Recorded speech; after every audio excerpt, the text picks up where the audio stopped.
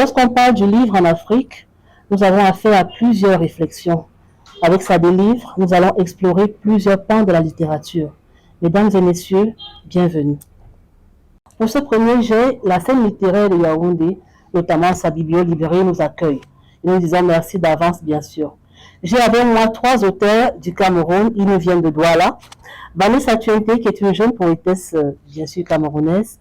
David Jomini, un essayiste. Et Monsieur Paul Bitou, comme j'aime bien l'appeler, qui, lui, a flirté un peu avec plusieurs genres. Alors, bonjour, chers auteurs. Bonjour.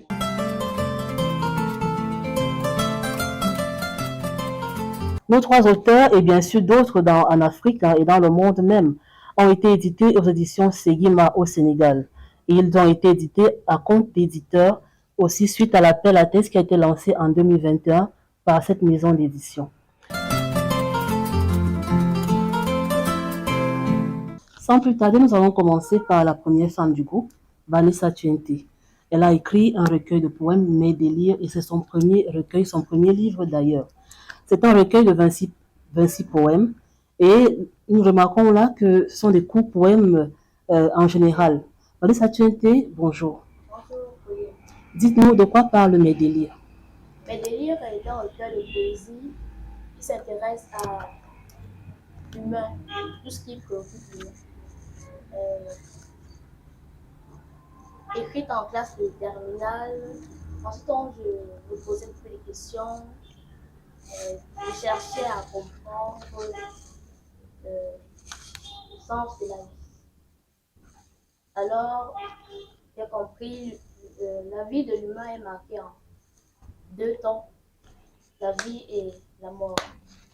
Dans la vie, quand nous vivons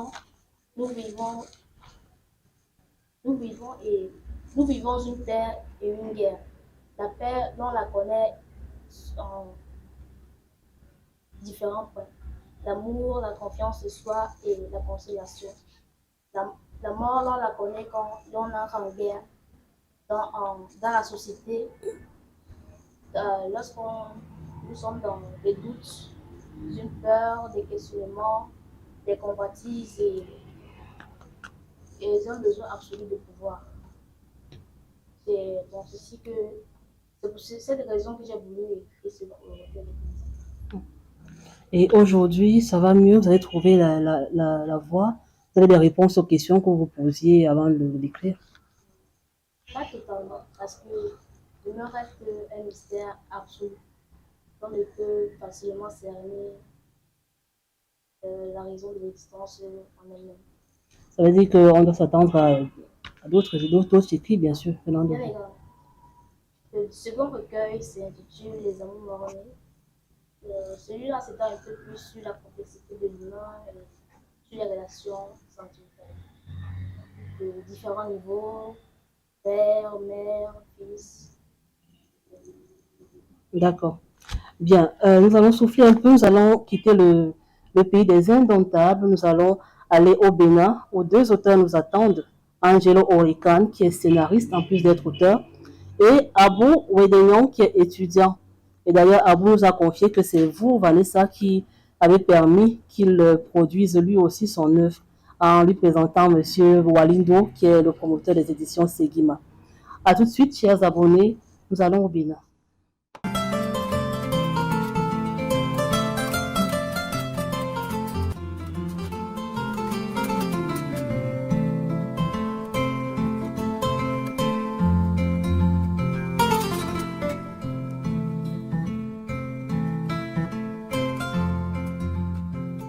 Bonjour, je m'appelle Angelo Orican, je suis auteur, scénariste et écrivain lauréat du prix William Sassi 2020 organisé en Guinée-Conakry, le prix Pro PFE 2020 organisé au Bénin et le prix Argot de littérature 2022 organisé au Togo. J'ai publié mon premier roman en 2022, cela s'intitule Là où le soleil ne se couche jamais. Ça a paru aux éditions Ife Gracias du Bénin et cela m'a valu d'être nominé finaliste du Grand Prix littéraire du Bénin 2022. À part ça, j'ai aussi participé plutôt à un projet collectif de recueil de nouvelles qui est sorti en 2020 avec pour titre La Traversée, paru aux éditions Ganda de Conakry. Cette opportunité que m'offre Segima est une grande joie. Je suis très enthousiasmé et excité que nous allons en phase exécutive déjà, puisque c'est une aventure hors de chez moi, une aventure éditoriale, une aventure d'écriture hors de chez moi. Et l'assouplissement dans le processus éditorial, l'éditeur qui prend en charge tout ce qu'il y a à faire concernant l'apparition de ce livre. Déjà, c'est une joie parce que je me sens valorisé. Je sens que le manuscrit a une certaine valeur. On a cru au manuscrit. Et puis, le fait que ça se passe dans un pays de référence comme le Sénégal, avec un éditeur comme Segima, avec tout le sérieux qu'on lui connaît, tout ça, c'est une grande joie pour moi. Pourquoi le choix de ce manuscrit et non pas un autre? J'ai choisi ce manuscrit sélectionné par Segima parce que ça traite de sujets qui me tiennent vraiment à cœur. Ça traite de la gouvernance locale, le djihadisme, les révolutions populaires, surtout que l'Afrique subsaharienne a été secouée depuis quelques moments avec les différents mouvements populaires. Et j'ai mêlé le tout avec le patriotisme et l'amour. C'est autant de sujets qui sont préoccupants aujourd'hui et qui méritent qu'on traite ça, qu'on attire davantage les regards sur ça, pour que chaque partie puisse se ressaisir, chaque partie puisse méditer et savoir quelle est ma part de responsabilité dans l'état actuel où l'Afrique est. Voilà autant de choses qui m'ont motivé à choisir ce manuscrit et non.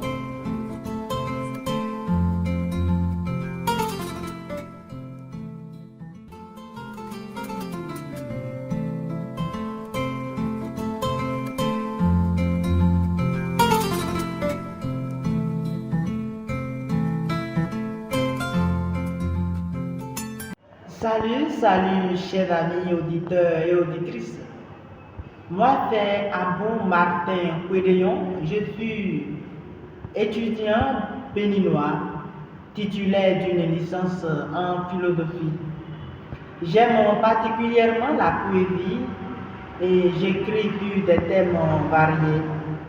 Mais principalement, mes textes expriment la douleur de l'existence.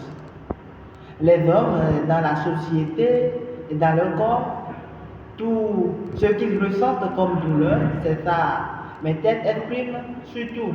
À ce propos, j'ai actuellement mon premier recueil qui est en cours d'édition à Segima. C'est l'écrivaine camerounaise Jumte Vanessa qui, pour la première fois, m'a parlé des éditions Segima dans une discussion que nous avons eue en ligne. Elle m'a mis en contact avec l'édition qui, après la lecture de mon manuscrit, a décidé de le publier. J'en étais vraiment ravi. J'en étais très content. Cri de cœur. C'est parce que j'étais déjà dans le projet de publier l'ouvrage et quand l'opportunité m'a été offerte, j'ai en même temps saisi l'occasion.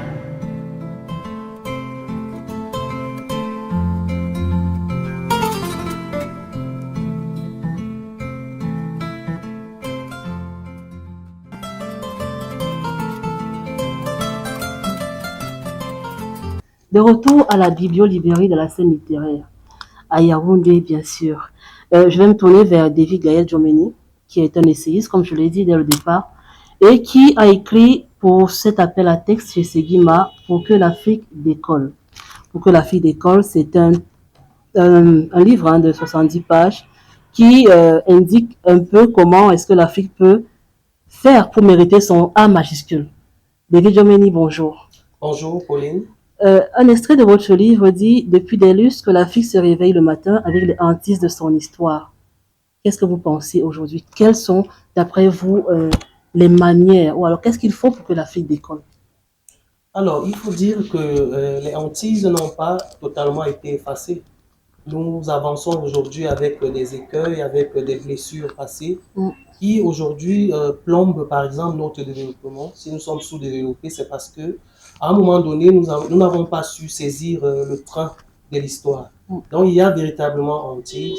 C'est pourquoi j'ai pensé à écrire cet essai court et assez interpellateur, justement pour conscientiser les jeunes Africains, leur dire qu'il est possible aujourd'hui de aller au-delà des hantises et des chaînes qui les tenaillent et de penser l'Afrique à partir de l'Afrique. Ce recueil, c'est justement un diagnostic, un état des lieux de la situation de l'Afrique, de la trajectoire de l'Afrique. Et naturellement, le recueil est assorti de solutions, justement, comme vous l'avez suggéré, pour une prospérité africaine. Et justement, vous dites que l'Africain, c'est le paysan candide qui vit heureux sans jamais rien quémander à personne. Moi, j'ai bien une question. Qu'est-ce que vous pensez aujourd'hui? C'est vrai que l'Afrique a ses problèmes, c'est vrai, mais pensez-vous vraiment que l'Afrique ne suit pas le mouvement avec tous les changements qu'il y a? Est-ce qu'il y a des perspectives quand même qui, il y a cela 30 ans, qui aujourd'hui ont été quand même rétablies, selon votre regard, vous, docteur? Voilà une question fort intéressante, Pauline. Je vais vous dire, sans me sentir inférieur, je vais dire inférieur par rapport aux Blancs, je me sens paysan. Pourquoi je me sens paysan? Je me sens paysan parce que j'ai grandi en paysannerie. J'ai grandi dans ce milieu-là où on apprend à aller chercher son pain au bout du petit matin. Et j'aime bien l'un des intellectuels camerounais, notamment le professeur Kouma Ndoumbe, qui explique qu'en réalité, le développement tel que cela a été décrit et théorisé par les Blancs a été un peu biaisé. Parce que, au final, le développement, c'est quoi? On dit que le développement, c'est d'être capable de satisfaire ses besoins les plus triviaux. Le professeur Kouma Ndoumbe, justement, montre que l'Africain n'a pas faim. Puisque l'Africain se lève au bout du petit matin, va au champ, cultive ce qu'il consomme, et l'excédent de cette production-là, parfois, il va sur des petits marchés, il les commercialise pour se faire de petits épargnes. Et au final, il n'a pas de problème trivial, il n'a pas de problème basique. Il peut s'acheter des médicaments quand il est malade, il peut voyager quand il a envie d'aller découvrir du pays. Et au final, c'est quoi donc le développement? Peut-être qu'aujourd'hui même, il faut penser cette notion de développement. Justement. Mais cela n'exclut pas le fait qu'aujourd'hui, comparativement aux États dits avancés, c'est-à-dire les États occidentaux, nous sommes en arrière. Parce que quand je dis ce que j'ai préalablement dit, ce n'est pas pour dire qu'il faut dormir sur nos lauriers. Il y a véritablement du train à rattraper. Il y a des défis qu'il faut aujourd'hui rattraper. C'est des défis à la fois technologiques. Il faut développer nos cités. Il faut sortir des brousses. Il faut offrir un meilleur être aux populations. Il faut offrir des médicaments plus sophistiqués. Il faut développer les laboratoires. C'est véritablement ça les défis d'aujourd'hui. Mais sinon, l'Africain avance, mais il faut avancer plus rapidement. D'accord. Donc, on espère que ça sera plus rapide. On a besoin de cette fusée-là. Nous allons revenir là-dessus tout à l'heure. Nous allons d'abord aller au Togo et à Garoua. Au Togo, nous allons retrouver Marcelin Atchou, qui est doctorant en philosophie. Il a écrit Perspectives africaines. Et Sohaibou Alassane, lui, il s'exprime par son titre Ekmesi. À tout de suite, chers abonnés.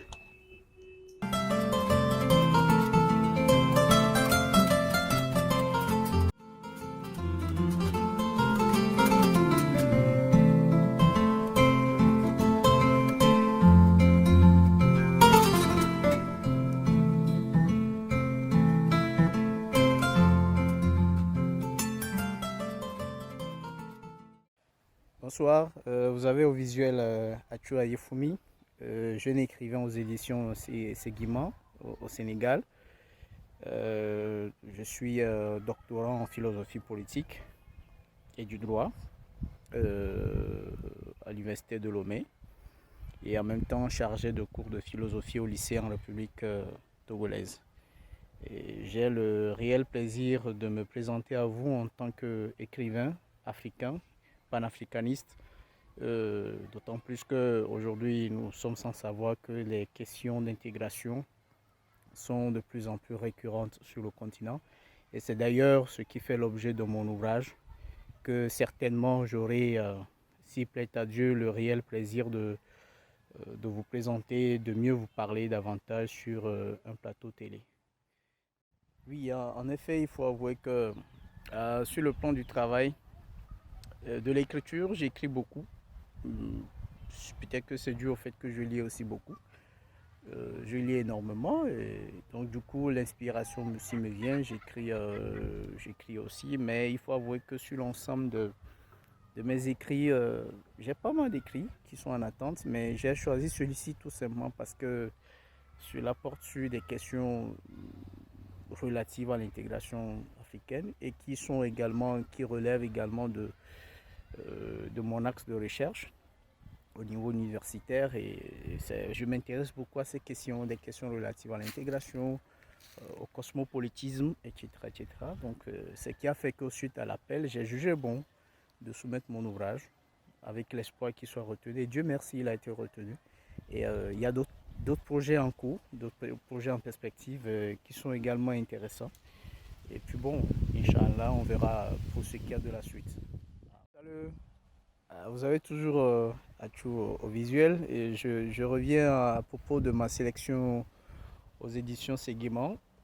Et j'avoue que de l'appel jusqu'à la sélection, c'était vraiment une grande joie pour moi, d'autant plus que c'était un rêve qui enfin devenait réalité, un rêve d'enfance. Un rêve que je nourrissais depuis fort longtemps lorsque j'étais au collège, lorsque je lisais les livres des autres auteurs, je lisais les romans, les essais, les pièces de théâtre, etc., etc. Lorsque je lisais tout cela, donc l'envie me prenait également d'écrire. Et donc c'est ainsi que j'ai commencé par griffonner des choses. Et depuis la classe de 5e, j'écrivais, je me faisais suivre de mes professeurs de français. Et jusqu'au jour où j'ai fini par asseoir un ouvrage, aussitôt après ma soutenance en master. Et donc, du coup, à la suite de cet appel, j'ai dû soumettre mon ouvrage qui a retenu l'attention du comité de lecture de l'édition Seguiman. Et j'avoue que c'est un réel plaisir pour moi de me savoir aujourd'hui écrivain, jeune écrivain d'ailleurs, et africain et qui participe justement aux questions de développement et d'intégration de l'Afrique. Merci infiniment et on se dit à bientôt.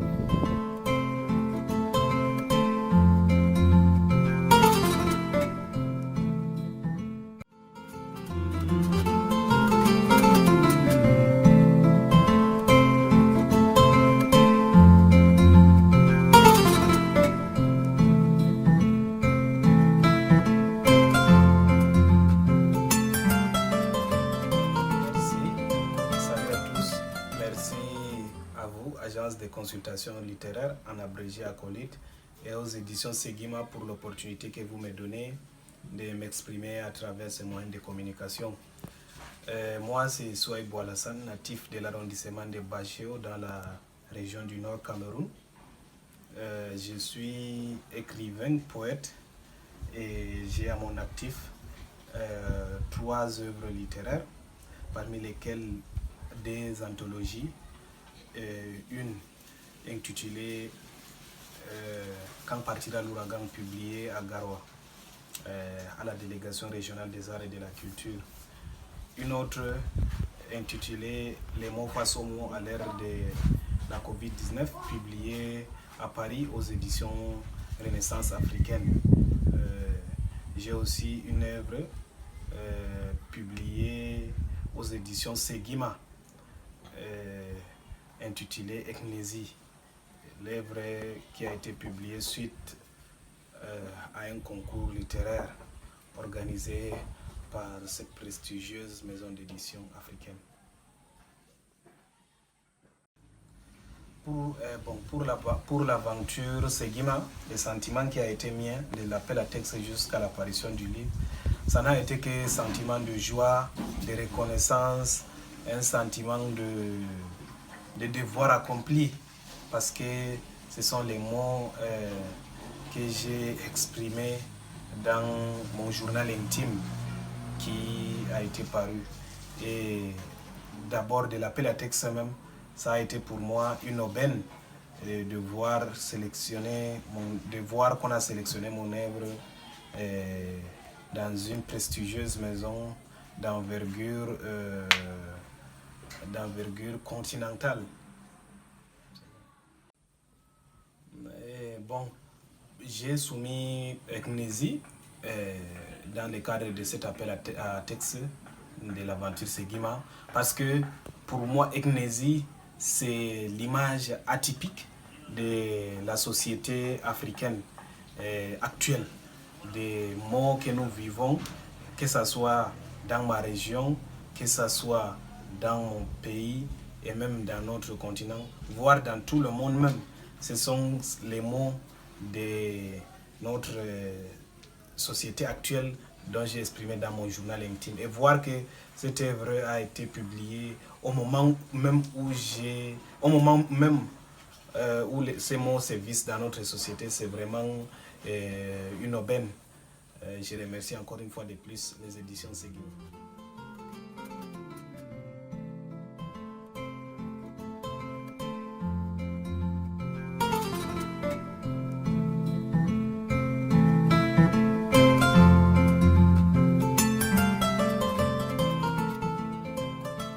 Après la poésie et l'essai, nous allons nous tourner vers le roman avec Monsieur Paul Bitouk. Monsieur Bitouk, bonjour.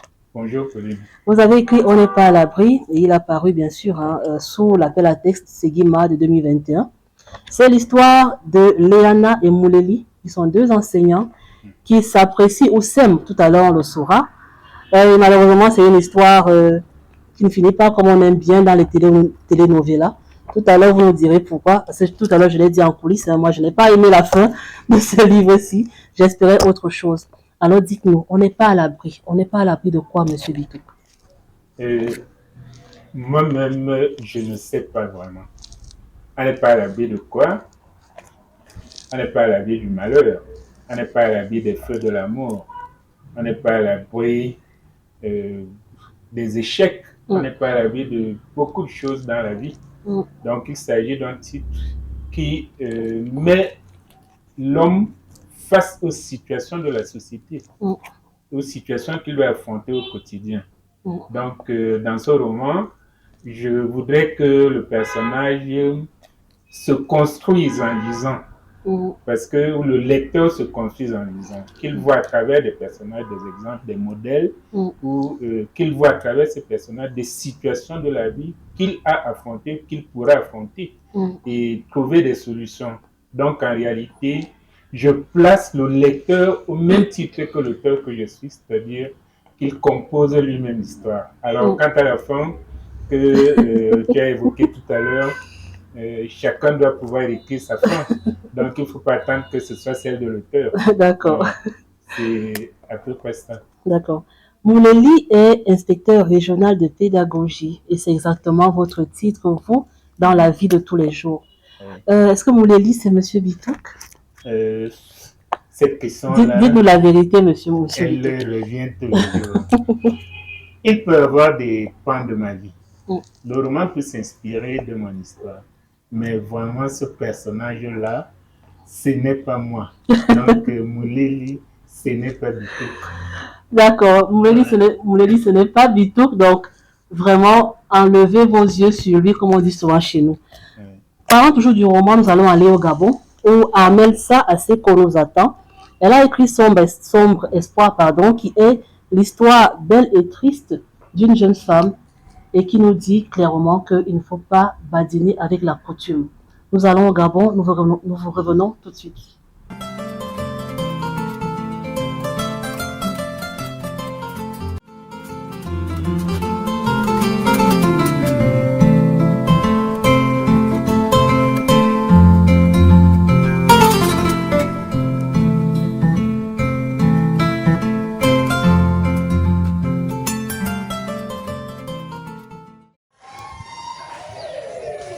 Bonsoir, je suis mademoiselle Nissa Aseko Armel, je suis auteur du roman Sombre Espoir, publié aux éditions Seguima en septembre 2021. Alors, je suis diplômée d'une licence en banque assurance et d'un master en qualité, sécurité, environnement. J'ai effectué mes études au niveau du Sénégal. Donc, j'ai fait 5 ans à Dakar. Je suis rentrée pour servir mon pays, le Gabon. Donc, ça fait déjà près de 8 ans que je suis rentrée. Je suis maman de 2 enfants. Voilà à peu près ce qu'il y a à savoir. J'ai publié mon premier roman en 2020 intitulé Mbong, aux éditions, la maison d'édition et du livre. Et voilà, Sombre Espoir a été publié par la maison d'édition Seguima au niveau du Sénégal. Voilà. Donc je tiens d'abord à vous féliciter et à vous remercier pour tout ce que vous faites pour la jeunesse africaine. Vous également, vous vous battez beaucoup. Et merci encore pour cette nouvelle initiative. Pourquoi avoir choisi de soumettre le manuscrit de Sombre Espoir à M. Walindour des éditions Seguima? Parce que d'abord, pour moi, cela présentait des insuffisances. Donc la première publication a présenté des insuffisances. Je voulais que les choses soient retranscrites de la manière que je les ressentais au fond de moi. Et c'est ce que j'ai eu avec les éditions Seguima. Donc voilà à peu près tout ce qu'il y avait à dire. Donc ce projet, je l'ai porté en moi. Premier roman avec insuffisance, il y a eu de l'amélioration avec Sombre Espoir. Donc merci à vous. Et vous avez voulu que ce soit fait dans un espace silencieux. Malheureusement, je suis toujours dans des événements culturels. Donc voilà un peu, c'est une partie de moi. Je pense qu'on ne peut pas changer cela. Alors, concernant le premier mail que j'avais reçu des éditions Seguima, sinon de M. Walindour qui annonçait notre future collaboration, c'est clair que c'est un sentiment de satisfaction, un sentiment de fierté, de se dire que mes écrits avaient pu intéresser une tête pensante comme ça de M. Wali. Donc j'étais fière de moi, de me dire qu'un monsieur de son calibre a pu s'intéresser à mes écrits en griffes de jeunes plumes. Donc voilà à peu près ce que j'avais ressenti. Je m'étais dit, bon, ça vaut la peine, ça vaut le coup. Donc on va y aller, on va commencer l'aventure avec les éditions Seguima. Et jusqu'à présent, je suis satisfaite de ce qu'on traverse ensemble comme épreuve et tout, voilà. Donc voilà un peu. Et pour ceux qui seraient encore en train de se poser des questions, s'ils veulent collaborer avec les éditions de Seguima ou pas, je vous encourage à le faire. Parce que M. Wali, il est une fierté pour l'Afrique. L'Afrique qu'on aime, une Afrique unie, une Afrique où un Sénégalais va travailler avec une Gabonaise qui n'a jamais vu. C'est ça l'Afrique qu'on veut. Merci.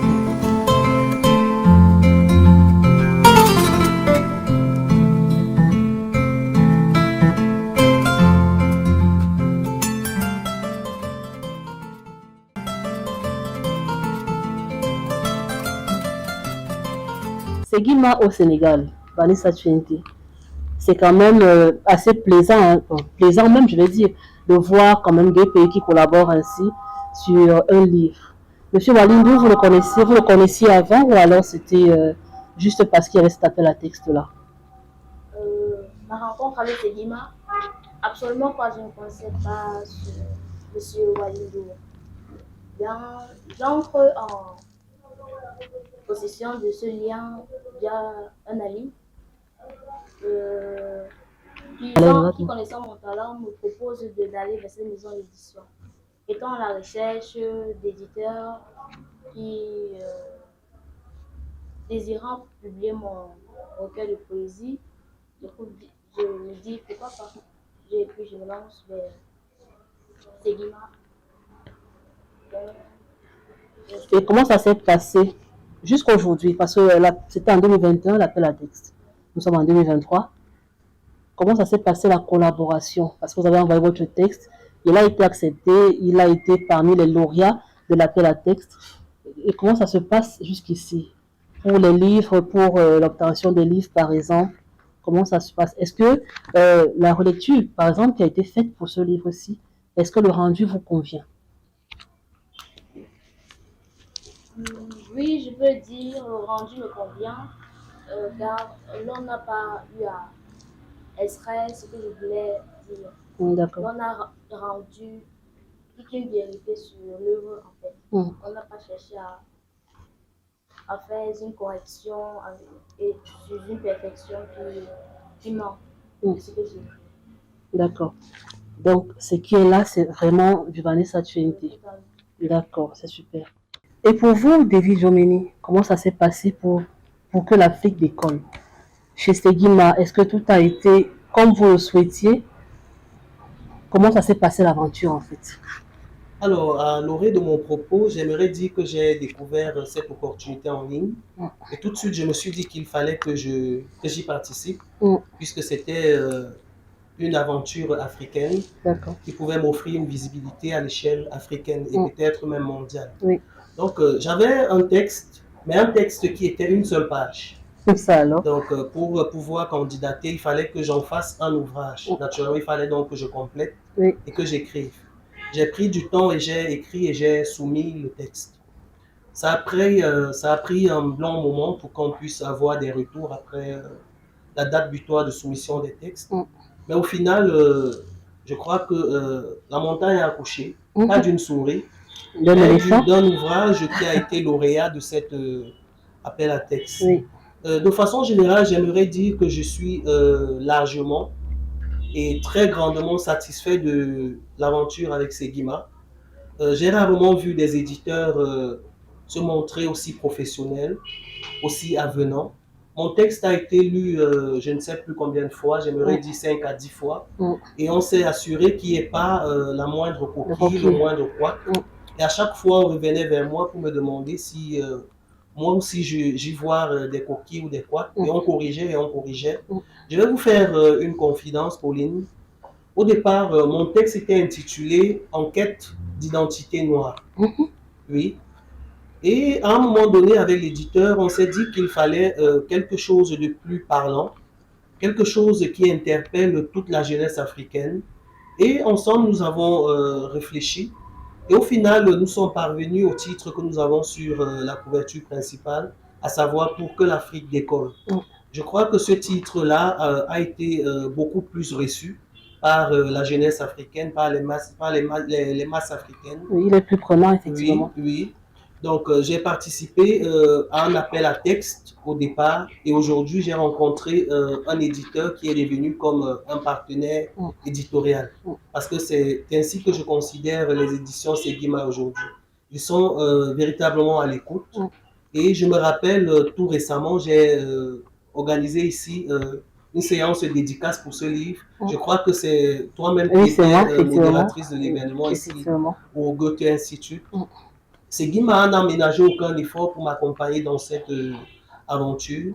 Ils ont imprimé les livres à partir du Sénégal et j'ai eu la chance que les livres arrivent ici à point et à temps et à date pour que je puisse avoir cette dédicace. C'était la toute première dédicace que je faisais et c'est cet ouvrage édité par Segima qui m'offrait cette opportunité. Peut-être dire que Segima Édition est bénite et m'apporte de la chance. Donc, j'aimerais leur dire merci. Merci à eux et à tous leurs partenaires qui accompagnent leur initiative. Et ce que vous dites est très intéressant parce que les éditions de nos jours, les maisons d'édition, pardon, de nos jours n'accompagnent pas toujours les auteurs. Alors, bravo à Segima pour ce travail qu'il fait. Et vraiment, vivement que ça continue et vivement que d'autres maisons d'édition prennent de la graine. Monsieur Bitouk, vous êtes déjà auteur de recueils de poésie, de romans aussi. Avec On n'est pas à l'abri chez les éditions Segima, comment ça s'est passé du procédé d'écriture même, de la base même, jusqu'à la parution? Oui. Ce roman a été conçu à partir d'une question d'une petite fille au lycée de Niobel. J'étais invité de lire à Douala en 2019 et une petite fille m'a demandé mais pourquoi vous n'écrivez pas sur l'école? En réalité, j'ai voulu écrire un roman sur l'école, mais je ne sais pas si à la fin j'ai écrit un roman sur l'école, parce que je me suis trouvé en train de mettre la femme au centre de l'écriture. Oui. Donc, quand Segima lance son appel à texte, je vois dans les thèmes féministes. Féministe. Voilà. Féministe. Oui, féministe. Quelque chose comme ça. Et je me dis, si à la femme, il y a ce roman qui correspond à ce thème. Donc, c'est de cette manière-là que j'ai choisi, parce que j'ai beaucoup de textes qui ne sont pas encore publiés. J'ai choisi parmi mes ouvrages celui que je devais publier chez Segima. Et pour la petite histoire, quand j'envoie le roman, je fais l'erreur sur l'adresse mail. Wow. Il ne part pas. 3 jours après, je me rends compte qu'il y a une erreur et que mon roman n'est pas parti. J'écris et tu me réponds que tu peux encore envoyer le roman. Quand je l'ai envoyé, il a été reçu. Et je crois que je travaille avec des éditeurs, mais j'ai été impressionné par la qualité du travail, par la patience, par l'écoute et par le professionnalisme de Seguima. Oui, parce qu'il y a des choses que j'ai contestées. Je suis enseignant de français, je suis correcteur, je suis préfacier, donc il y a beaucoup de choses que j'ai contestées. Mais à la fin, l'éditeur, les correcteurs ont réussi à me convaincre sur beaucoup d'aspects.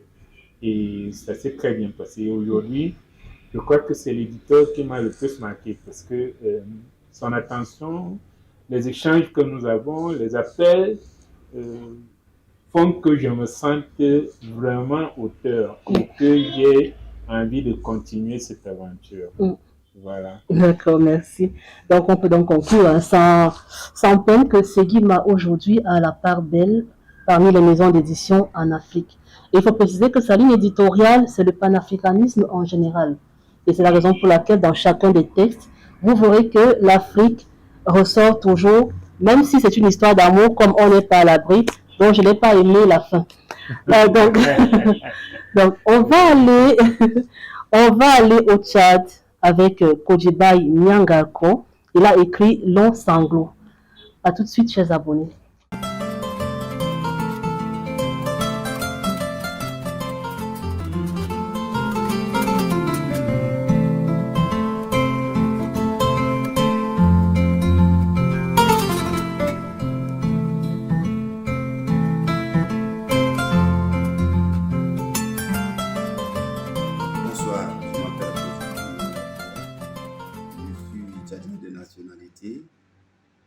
Je suis auteur de quelques ouvrages, dont Les clairs obscurs ou les berceaux déshumanisés, qui est une œuvre poétique, Le boudin de la tyrannie, qui est un roman, Comme un mauvais rêve, qui est une œuvre poétique, Les habitués de l'enfer, qui est un roman, et Long Sanglot, qui fait suite à l'appel à texte lancé par l'édition Seguima. En 2021, j'ai remporté le prix littéraire Pablo Ema avec les romans étiquetés Les habitués de l'enfer.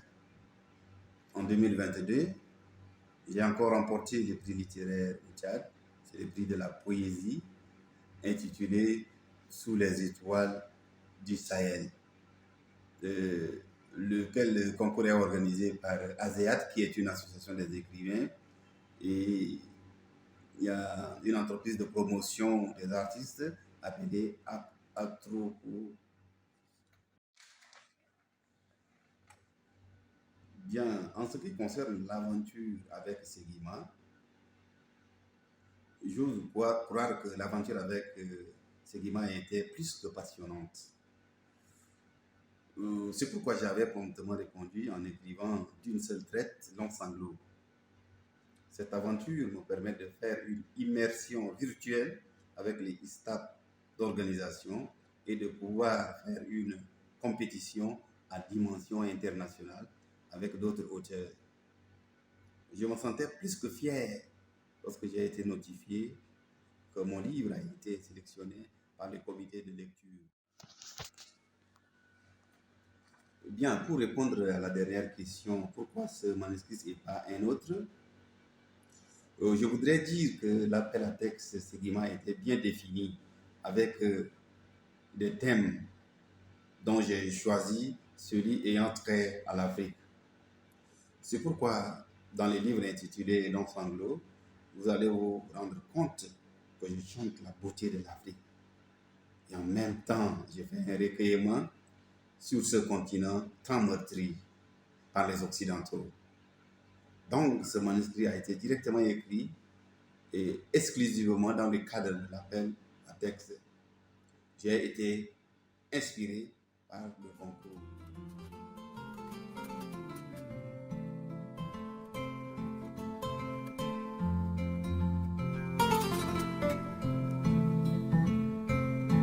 Nous sommes dans Medeli de Tchenke Vanessa. Je vais essayer de déclamer. Le poème intrigue de la page 17. Vous dites, comment faites-vous pour écrire si bien? Comment faites-vous pour, juste à l'aide de votre plume, réussir à réinventer le monde? Comment faites-vous pour garder le moral? Comment faites-vous pour ne pas succomber à la désillusion? Tout à l'heure, nous avons écouté Kodjibaï du Tchad qui a écrit Long Sanglot. Donc, qu'est-ce que vous en pensez, vous? Est-ce que l'Afrique, c'est vraiment uniquement ces longs sanglots-là? Est-ce que les réponses à vos questions sont données là? Est-ce que vous pensez que c'est vraiment uniquement ça? Est-ce qu'il n'y a pas au moins quelque chose de bien sur laquelle on peut se raccrocher quand même en Afrique? L'Afrique n'est pas juste une part de longs sanglots, car de notre existence, l'on fait face à la paix. Cette part de paix, on la rencontre lorsque l'on touche à la joie de vivre, lorsqu'on communique avec les autres, lorsqu'on apprend qu'il y a quelqu'un qui nous ressemble et que nous ne sommes pas si à part que ça. Oui, et en ce qui concerne la guerre, ou lorsqu'on se retrouve en société, s'adapter à la perception des autres personnes, on peut tout simplement faire avec, car vivre, c'est apprendre continuellement. On ne peut réellement s'aplanir sur une position de vouloir un bonheur absolu et de le conquérir à tout bout de champ. Oui. Concernant par exemple Seguima, on va revenir à Seguima. C'est votre premier livre, donc je vais insister un peu. Généralement, l'édition décourage les jeunes. Tout à l'heure, vous avez dit que Seguima était un peu comme un partenaire, comme David l'a dit. C'est un peu comme un papa, il faut le dire, parce que même avec moi, il est vraiment un papa. Donc, vraiment, merci, Monsieur Walindour.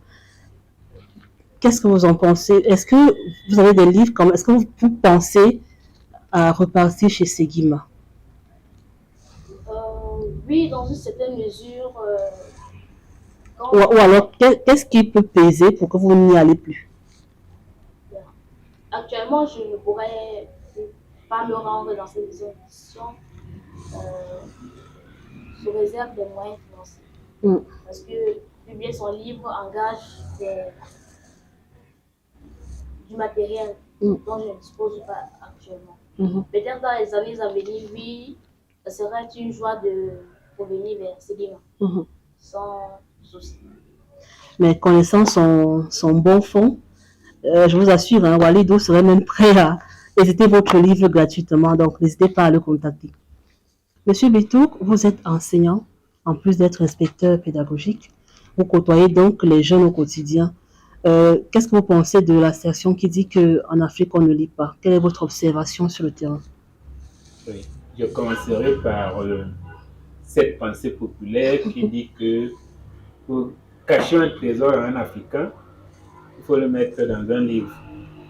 Cela signifie simplement que les Africains ne vont pas vers les livres, ils n'ouvrent pas les livres. Et moi, j'ai plusieurs questions à poser. Est-ce que les Africains ont facilement accès aux livres? Nous avons des milieux qui ne sont même pas scolairement rentables, c'est-à-dire que les enfants n'ont pas de livres quotidiens pour aller à l'école, ils n'ont pas de matériel didactique. Alors, comment est-ce qu'ils vont apprendre à lire? Moi, je crois que la première chose, c'est de faciliter l'accès au livre. C'est de promouvoir le livre, de faciliter la diffusion du livre. Parce que si le livre est diffusé à une large échelle, si on apporte le livre dans mon village, Andikoko dans le centre, alors je crois qu'ils vont lire. Et la deuxième chose, c'est la formation de ceux qui ont en charge les bibliothèques. Oui, parce qu'il y a un certain encadrement qu'on doit apporter aux enfants. Quand ils viennent dans une bibliothèque, ne pas les laisser. Leur montrer comment lire un livre, comment est-ce qu'on lit un livre. Comment trouver même un livre en rayon. Voilà, comment trouver un livre en rayon. Vous voyez qu'il y a cette chose-là. Et puis la société, il y a une grosse préoccupation, manger.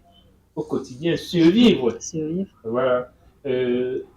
Si le coût du livre est accessible, je crois qu'on lira. Regardez toutes les librairies éphémères qui sont organisées, on vend le livre au kilo.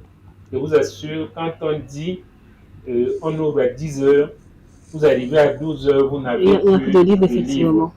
Tous les livres sont finis. Les Africains achètent des milliers et des milliers de livres. Mais justement, s'il faut embrayer, vous savez, chaque jour, lorsqu'on marche dans les rues, peu importe la ville du Cameroun, les bars, par exemple, les snacks sont pleins. Ah oui. Les prix du livre, les prix des bières, pardon, ne sont pas discutés. Voilà. Mais pourquoi est-ce que, d'après vous, c'est justement le livre, lui, même s'il coûte 2000 francs, on dit toujours ce livre ne sert à rien, par exemple. Et ce n'est pas surtout une culture de la chose livre qu'on n'a pas en général en Afrique. Oui, il y a ça. Il y a le manque de culture, mais il y a également le plaisir que l'on y trouve. Voilà, c'est-à-dire que j'insiste là-dessus, on a développé un certain nombre de plaisirs qui nous éloignent parfois de la connaissance. Or, qu'est-ce qu'il faut faire?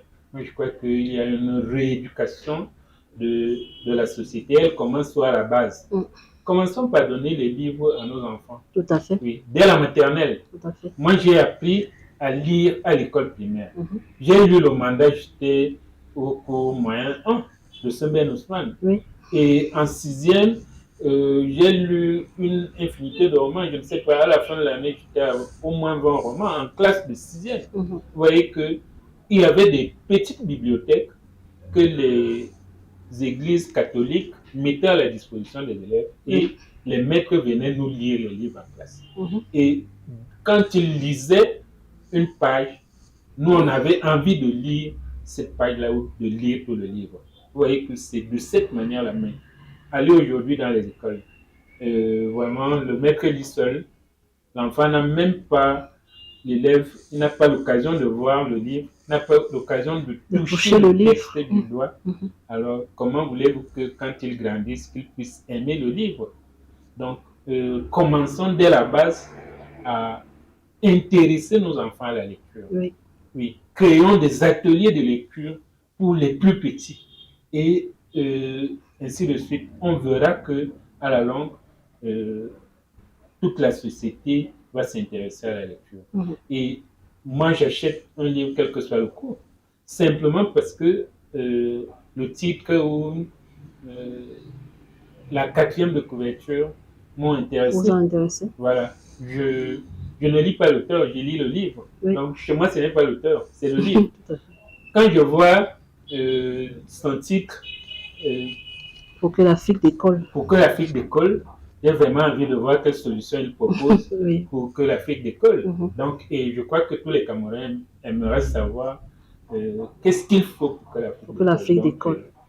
Vulgarisons le livre dès la base et nous aurons des lecteurs. Bien. Et puis, j'insiste aussi là-dessus, ayons des maisons ou des éditeurs professionnels qui ne sont pas simplement à la chasse de l'argent, parce que beaucoup arnaquent les auteurs, ne sont pas simplement à la recherche de l'argent, mais qui valorisent le livre. Si nous parlons de Walindo aujourd'hui, avec Seguima, Seguima n'a pas pris 5 francs radis à l'un d'entre nous. Au contraire, même notre déplacement, c'est Seguima qui paye. Tout à fait, c'est investi. Donc, vous comprenez que l'intérêt qu'il accorde au livre, à la promotion du livre, passe au-dessus de son intérêt personnel. Et comme il veut valoriser l'Afrique, il veut valoriser l'Afrique à travers le livre. Donc, faisons tous de la même manière et nous verrons que le livre va exploser, que la lecture va exploser. Tout à fait, et vivement que chaque acteur du livre fasse ce qu'il a à faire. Tel que je vous l'ai dit au départ, nous sommes à la bibliolibrairie de Yaoundé et donc nous allons passer la parole, le micro à Daniel qui est la première personne que vous allez voir lorsque vous arrivez ici à l'Omnisport, entrée des généraux. Je donne toute l'adresse parce qu'il faut que vous veniez voir ce qui se passe ici. C'est vraiment magnifique. Il y a des livres d'actualité. Tout est beau, tout est propre. Vraiment, l'image parfaite des librairies que nous voulons. Daniel, qu'est-ce que c'est la bibliolibrairie de la scène littéraire?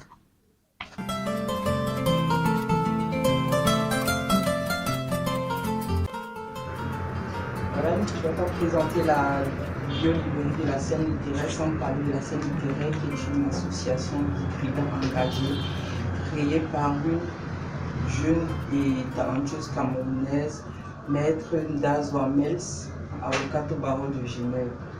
La bibliolibrairie de la scène littéraire est située à la nouvelle route de sport. Elle ouvre ses portes de lundi à dimanche de 9h30 à 10h30. Les abonnements se font annuellement. Les travailleurs, c'est 10 000, les enfants, c'est 5 000 et les associations, c'est 3 500 à partir de 10 personnes. La scène littéraire est un espace convivial et qui reçoit tout type de personnes. La scène littéraire est un espace qui reçoit environ 70 personnes. Elle est modulable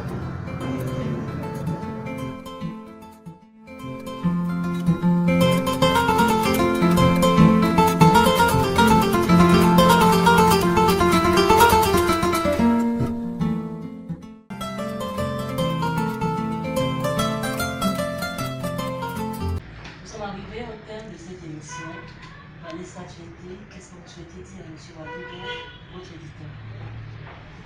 Gracieusement, merci à M. Walidou aux éditions Segima qui ont permis à la pépite que je suis de lui et de faire publier de nos rêves. Bien, je ne compte pas m'arrêter là et je compte aller plus loin que cela une belle équipe. D'accord, nous allons toujours vous lire d'ailleurs. Monsieur Jomeni, merci d'avoir été là. Espérons que l'Afrique va décoller très bientôt. Alors dites-nous quel est votre dernier mot, qu'est-ce que vous pensez de l'édition Segima, quel est votre dernier mot pour cette maison d'édition-là? Alors, avant d'adresser mon dernier mot aux éditions Segima, j'aimerais tirer tout d'abord un coup de chapeau à votre émission à vous. L'émission Ça délivre qui se positionne véritablement comme étant une émission de promotion des jeunes écrivains africains. Donc, merci à vous de nous avoir conviés ici. Et aux éditions Segima, j'aimerais dire merci. Ils connaissent déjà mon ressenti là-bas chez eux aux éditions Segima. Mais surtout, j'aimerais leur dire qui dit merci demande davantage. Donc, monsieur Wali, j'attends de vous que vous me réclamiez un tapuscrit. Si vous le réclamez, je vous l'envoie. Donc, merci pour tout. Je vous ouvre mes bras comme vous m'avez ouvert les vôtres. Merci, merci et merci. D'accord. Monsieur Vito, roi d'Enès, nous vous laissons la dernière page bientôt. Quel est votre dernier mot? Bien, avant de dire merci à tout le monde, pardon, j'aimerais inviter les lecteurs à lire, permettez la répétition, on n'est pas à l'abri. Faites à moitié comme Pauline, aimez le roman, lisez-le et écrivez votre fin. Bien.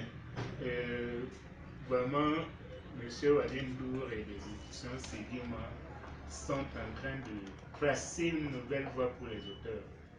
Et je crois que de nombreux éditeurs doivent suivre cette voie. Et j'aimerais que ces éditeurs écoutent cette émission présentée par Pauline Ongono, dont je loue le professionnalisme. Vraiment, nous disons un grand merci à M. Walindour et qu'il continue davantage. Et je reviens, j'ai de nombreux manuscrits sur moi et je crois que nous nous entendrons. Merci beaucoup. Bien sûr. Bien, mesdames et messieurs, nous sommes arrivés au terme de cette émission. C'était Ça délivre. Merci infiniment à la bibliolibrairie de la scène littéraire de nous avoir accueillis. Merci à M. Walimbo des éditions Segima d'avoir permis tout ceci aussi. C'est un partenaire vraiment de la première heure de l'agence de consulting littéraire à Conduit dont je suis la productrice. Alors, mesdames et messieurs, à très bientôt pour le deuxième épisode. N'hésitez pas à vous abonner sur les chaînes YouTube Acolyte et les éditions Segima. Et pour toute question sur les livres des jeunes auteurs que nous avons ici et même de ceux que nous avons vus en vidéo, n'hésitez pas à nous laisser un message au contact que vous voyez s'afficher sur votre écran. Je vous dis merci encore. Je vous dis à très bientôt. Et n'oubliez pas, lire des livres, des livres. À bientôt.